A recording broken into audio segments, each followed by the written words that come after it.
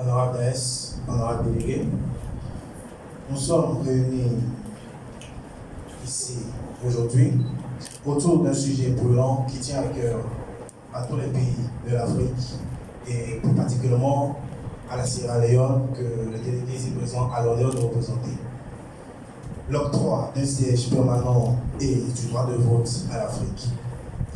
Honorable DS, honorable délégué, depuis sa création, l'ONU a évolué, mais le Conseil de sécurité reste figé dans une structure héritée d'un autre temps, celui d'un monde d'après-guerre dominé par 5 grandes puissances.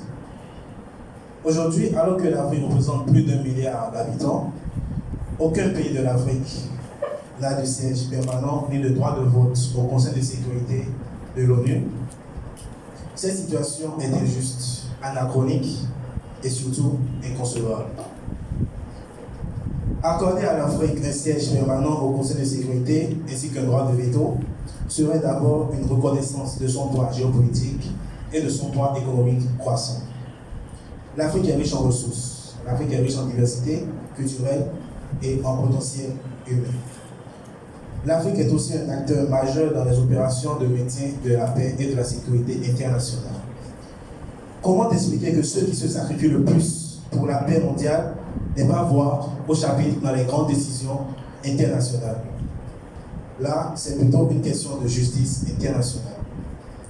Honorable DS, honorable délégué, nous parlons de démocratie et de liberté des peuples. Nous évoquons les luttes américaines, nous évoquons Abraham Lincoln. Mais de quelle démocratie s'agit-il? Donc, si l'Afrique est marginalisée et mise de côté au sein du Conseil de sécurité de l'ONU,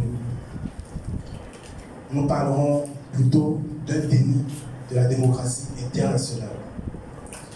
Honorable DS, honorable délégué, l'exclusion, il est nécessaire pour le Conseil de sécurité d'octroyer un siège permanent et un droit de veto à l'Afrique, car cela serait une réforme rendant l'ONU plus représentative et surtout plus équitable aux yeux des populations africaines et des populations mondiales.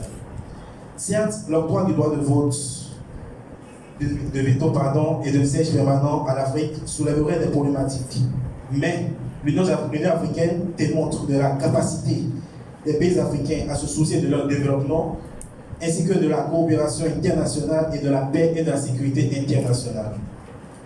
Honorable DS, honorable délégué, l'Afrique évolue, le monde évolue. Alors, abandonnons donc les anciennes pratiques qui nous retardent et adoptons nos réalités actuelles pour un nouvel ordre mondial et durable. Le délégué de la Sierra Leone vous remercie. Merci, honorable.